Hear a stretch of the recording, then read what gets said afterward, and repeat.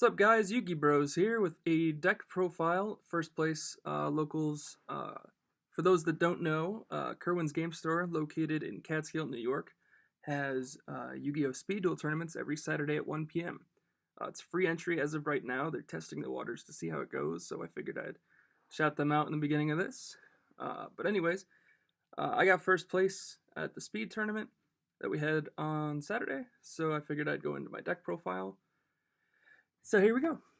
We played this skill, Destiny Draw. It's the pretty most generic skill you can play in the game. Like, in my opinion, this is just the best all-around generic. Like, I know some people like take gambles with Last Gamble, no pun intended, and some people are playing Grit, some people are playing, oh god, what's it called? Dragons. Oh, well, Blue Eyes is playing Dragon Caller, but that's obvious. But I feel like this is the most generic thing you can play, as is, I think Konami also agrees, since they made it ultra rare, but also for the simple fact of just that whenever you would take 2,000 or more life, does not have to be from one attack. It's just once you go down by at least 2,000 life, you can search your deck. Instead of conducting a normal draw, you can search your deck for any card and add it to your hand. This isn't once per duel, but currently there is so few ways to life gain that are relevant in this game, so currently you're only getting this off once. But if you did ever gain life and take another 2,000 later on, you could flip this again if you needed to. But it acts like that instead of your normal draw. And the way I see it with this card, it's just simply getting you out of bricks, or late game if you've gone back and forth, let's say in an Amazonas mirror match, and you get very close and you just need that one card, this can get you there. So we play that as our skill. But for the deck, we play 3 Amazonas Swordswoman. This is staple by far in every matchup that isn't the mirror match, and select few others relinquish sometimes. This card is the best card in the deck, redirecting any battle damage that would be inflicted with this card in a battle to your opponent instead. And that's huge. So against like something like Blue Eyes or a Dragon, if they have Blue Eyes attack this, you would normally take 1,500, but because of its effect, your opponent takes the 15 instead. That's just really, really insane, and makes it so that Blue Eyes, which I would argue is the second best deck in the game, can't lay a finger on this deck, and rightfully so. So 3 of her, staple. Next we play my favorite Amazonas, Amazonas Sage. People don't take this card seriously enough sometimes, and I love kicking their ass because of it. This card says if it attacks and it is alive at the end of the battle that it attacked, you can destroy one spell or trap your opponent controls. This card is the best Amazon in the mirror match, and in my opinion, the best card in your deck against decks like Relinquished. You just blow through their back row, or in Relinquished's case, the equipped monster equipped to Relinquish, and you get so much advantage through this card.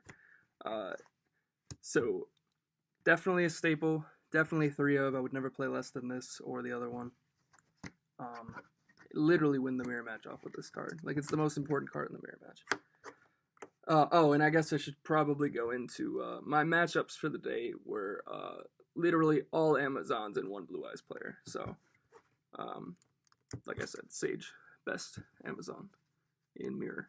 Then we played 1 Chainmaster. I know a lot of people play 2 to 3 of this. I feel like you only need 1, especially if you're playing 21, 22. I'm playing 21 in this. You don't need more than that. Like, it's really cute, and it's really good, again, in something like the mirror match, but I feel like opening multiple of these is something I definitely don't want. I definitely want one of these 2 pieces. Like, they're just way better and do way more things. But I like having another beats deck that can summon another one if you have, like, the village up. So that's it for the monsters. We did play 2 Sphere Karibo. I guess this is a monster, but I consider this a hand trap and a trap card only.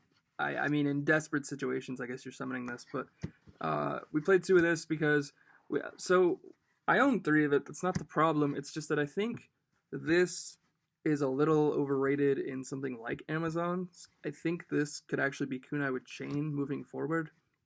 The only downside is that Kunai targets, so against Blue Eyes, it's kind of dead, whereas this does not. But this deck has no problem with the Blue Eyes matchup, so you really don't need to worry about it. I just went in with a generic list in case there were more Blue Eyes players. But after testing it, I definitely would just swap this for 2 more Kunais. Or 2 Kunais, I should say.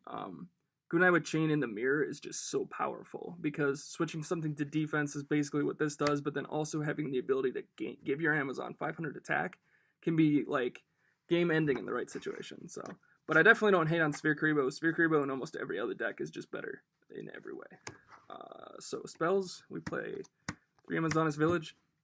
This card is nuts. It's literally insane. I don't know why they printed this in this, especially this early, but this card is ridiculous.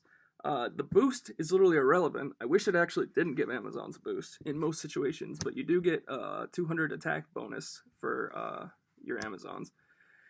But when an Amazon monster you control is destroyed, I'm sorry, not even you control. When an Amazoness monster on the field is destroyed by battle or card effect, you can special summon another Amazoness from your deck with an equal to or less than level than that monster. So you can actually get the same monster if you wanted to. You could have this die and summon another one, which is really good. If you have this up against Blue Eyes, you have this swing, it's at 17 because of this, they'll take 13, it'll die, you'll have its effect go off, you summon it again, and swing for another 13 if that's game. If not, you just leave it there. You just did free damage for no reason. Why that's insane is it doesn't have to be the one you control. So let's say you're playing a mirror match where let's say this is your field, right? And you have one and your opponent has one and you have village and they don't. Also, the boost counts all Amazons on the field. So if you were in the situation where you would gain 200 and your opponent had a field spell, you would gain another 200, but all would. So this would be 19-19 or 17-17 in this case. Again, if it's the mirror match, this almost is irrelevant.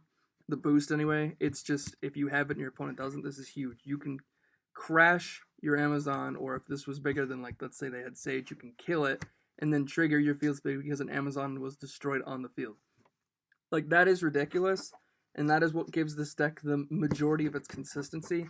I don't think with the if this card didn't exist, I don't think this deck would be consistent by any means. I think it would be good. I think it would just not have such a high level of advantage against everything else in the game without this card. But paired with that, we play 3 Heirloom, which are definitely the other best spell in this deck. You equip it to an Amazon monster. That monster can't be destroyed by battle once per turn, and if your monster attacks with this equipped to it, it destroys whatever it battled after damage calculation. That's ridiculous, because if you can't get over anything, you just have something you have this equipped to, attack and kill it. But also, like, if you just want to get it off the field, but also, like, in against Blue Eyes, for example, again, like, you'll do this. Against Blue Eyes, this is really the game field right here. You'll have this attack of Blue Eyes, they'll take 15, unless it's Village, then they'll take 13. But then this will pop the Blue Eyes. So if you have other things on the field, you can just then go in for free attacks.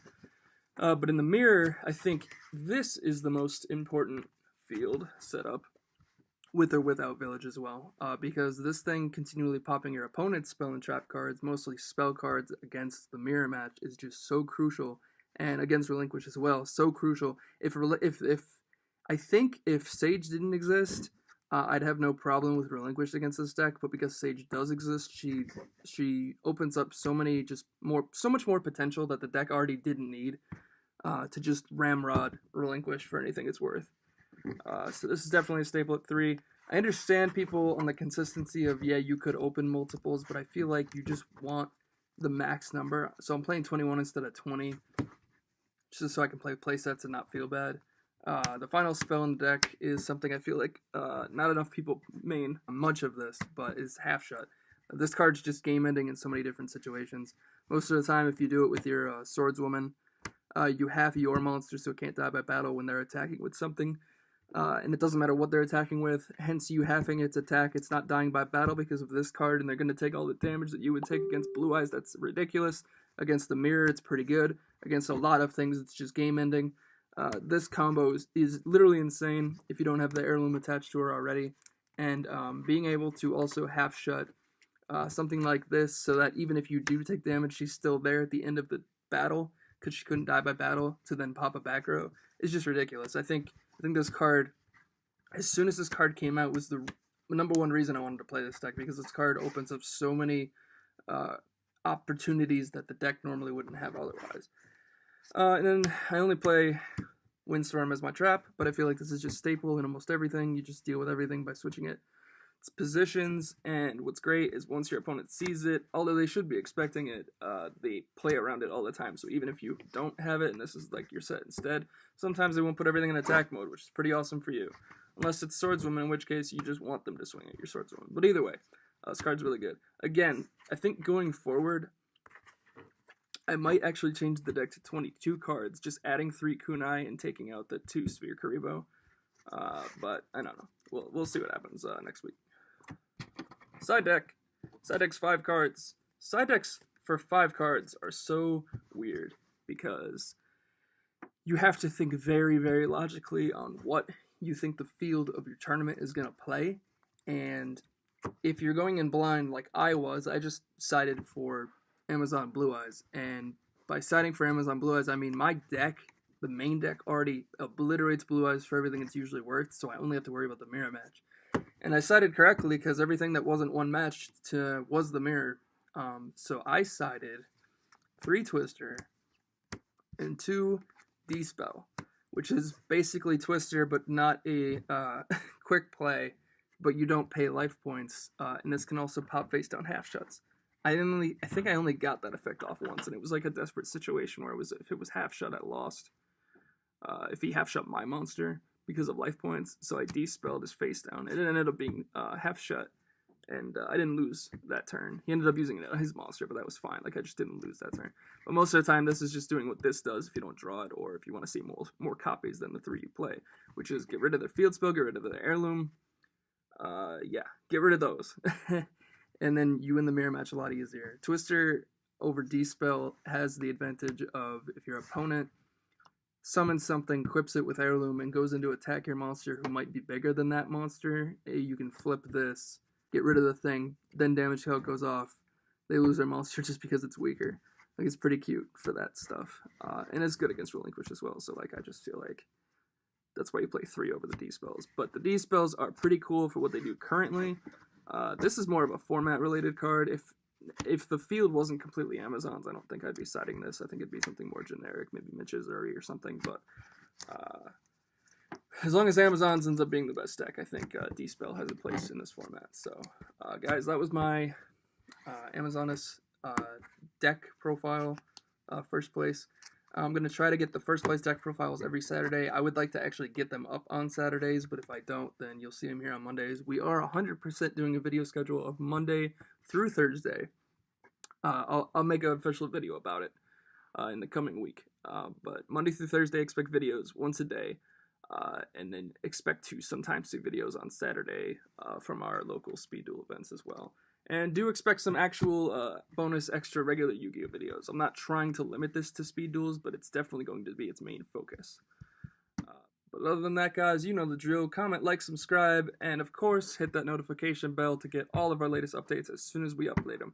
But other than that, guys, I'll catch you later. Yu-Gi Bros. Out.